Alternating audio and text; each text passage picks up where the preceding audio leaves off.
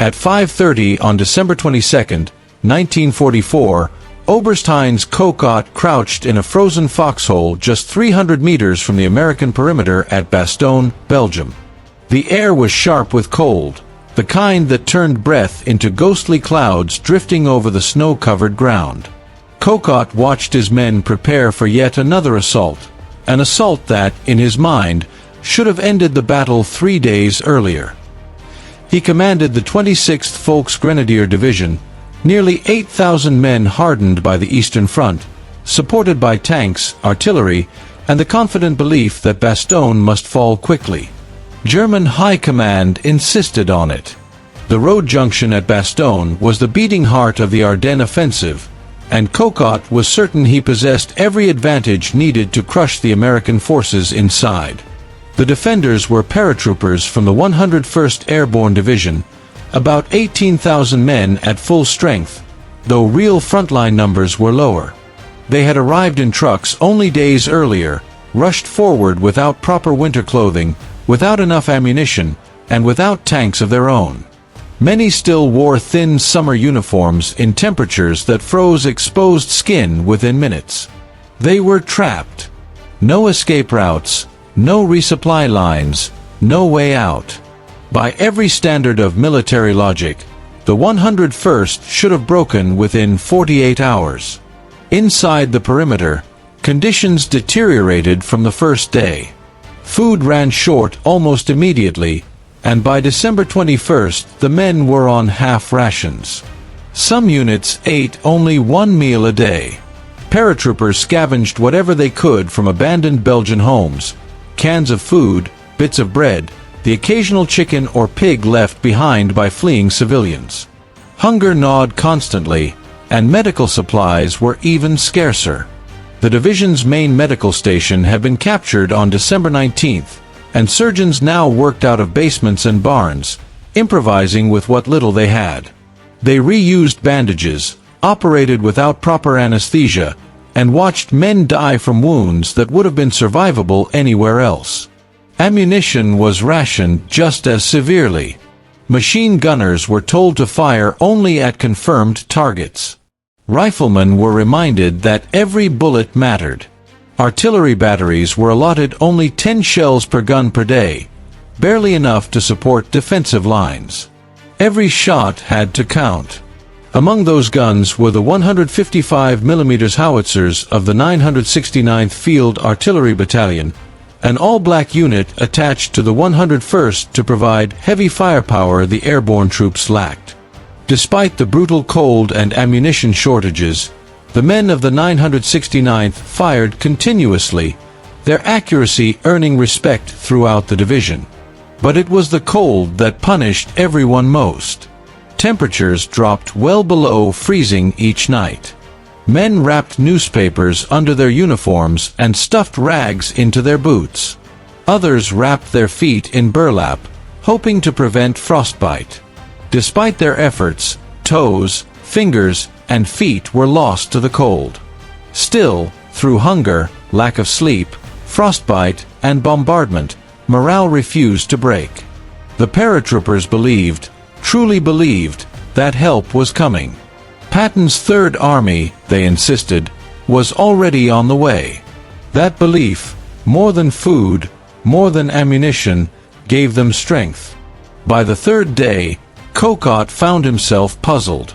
In Russia, encircled Soviet units either broke out immediately or collapsed within 48 hours. Soldiers deserted positions, officers lost control, and formations dissolved into chaos. But these Americans were different. Every assault Kokot launched should have shattered their line, yet each one failed. His men reported rifle fire that never slackened, machine gun nests that refused to go silent, foxholes that remained manned long after artillery barges should have emptied them. These paratroopers fought not like trapped men facing annihilation, but like soldiers confident they would win. On December 20th, Kokot launched his first major attack, a textbook operation with artillery preparation followed by a coordinated infantry advance. The bombardment devastated the tree line, ripping apart branches and sending dirt spraying across the snow. Kokot watched through binoculars as his troops closed the distance. Then, impossibly, American guns roared to life. Machine guns fired from multiple angles. Mortars struck accurately among his advancing troops.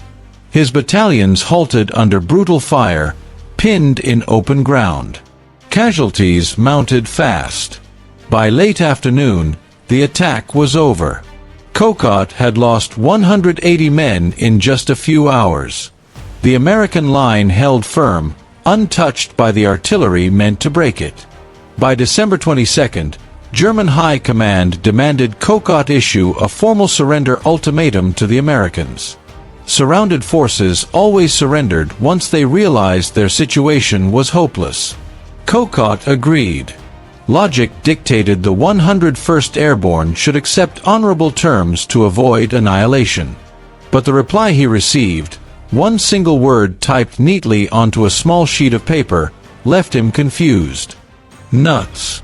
His English-speaking officer explained the meaning, and Kokot found himself staring at a refusal unlike anything he had witnessed in 5 years of war. Not a negotiation. Not a list of reasons. Not even a polite decline. It was defiance in its purest form, mocking, confident, dismissive.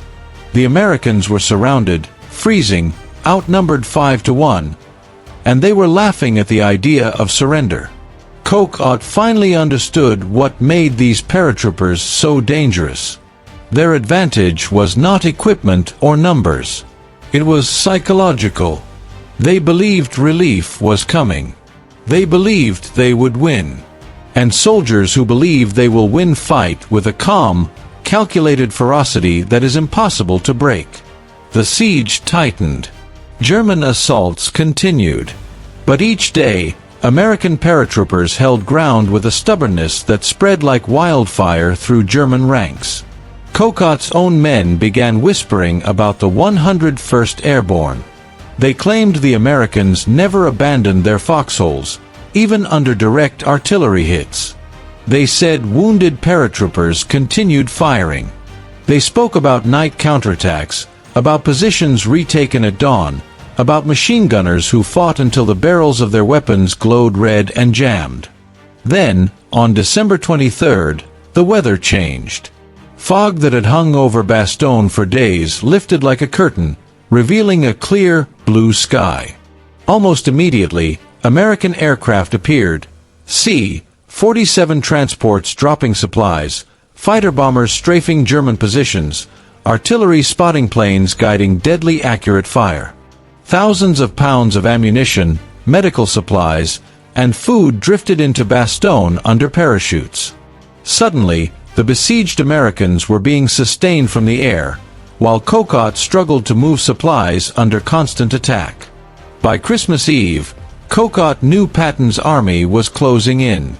The Americans were less than 10 kilometers away, battering their way north through German defenses. If they reached Bastogne, Kokot's division would be trapped between enemy armor and enemy paratroopers. He requested permission to withdraw. The request was denied. Bastogne must be taken, Hitler insisted, no matter the cost. On Christmas morning, the last major German assault began. 18 Panzer IV tanks rolled forward in darkness, infantry clinging to their hulls. They advanced toward the northwest sector, hoping surprise would finally crack the American line. But the paratroopers were waiting. Artillery with proximity fuses rained steel onto the advancing troops, shredding infantry riding on the tanks. Anti-tank guns opened fire next, lighting the darkness with flashes that tore through German armor. A few panzers broke into American positions, and brutal close-quarters fighting erupted. For a moment, chaos swept through the lines.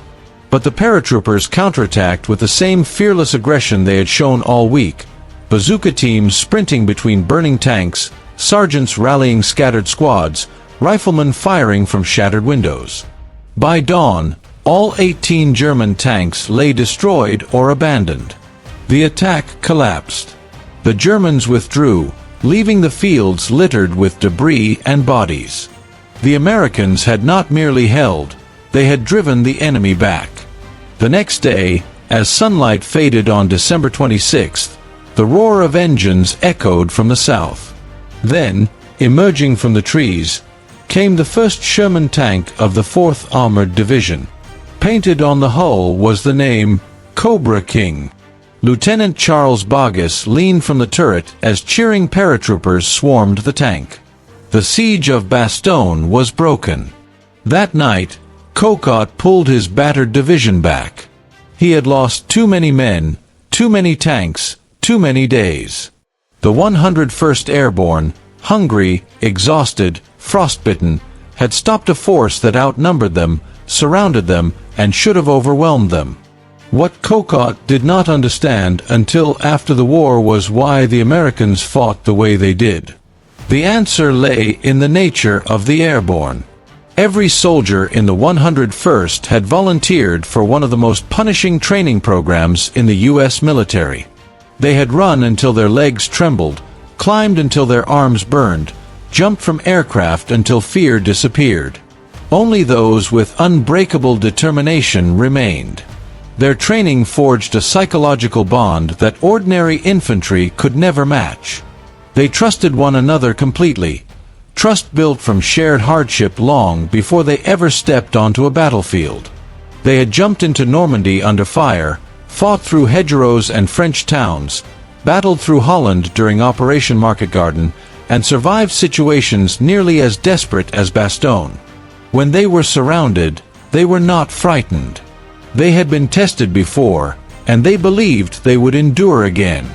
That belief, that unbreakable cohesion, was the secret to their strength. After the war, Cocott described Bastogne as the moment he realized Germany would lose. Not because the Americans had more tanks or more artillery, but because they produced soldiers who refused to break. Soldiers who fought like victory was inevitable. Soldiers whose will proved stronger than any weapon on the battlefield. General Anthony McAuliffe, the man who sent the nuts response, later said leading the 101st was easy because they required no detailed orders. They knew their jobs, trusted their leaders, and believed in each other. His one-word reply traveled through the forests of Bastogne faster than any bullet. It became a rallying cry. Nuts, we're not quitting. The defenders suffered nearly 3,000 casualties during the siege. The Germans lost far more, as well as dozens of tanks and irreplaceable time. That time allowed the Allies to regroup, counterattack, and halt the Ardennes offensive entirely. Bastogne helped break the last major German attack on the Western Front. It marked the moment the tide turned permanently and decisively. Today, Bastogne is a peaceful town. Tourists visit the museums. Farmers still find spent bullets in their fields. But the legacy of the siege lives on. Military academies around the world study it as proof that morale, cohesion, and belief can change the course of history. The Germans had numbers. They had tanks. They had momentum. But the Americans had something stronger, the absolute conviction that surrender was impossible and victory was certain.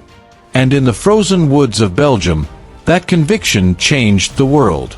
If this story moved you, please take a moment to like the video. It helps keep these powerful and often overlooked stories alive. Subscribe if you'd like to join us for more untold histories from the Second World War. And let us know in the comments where you're watching from.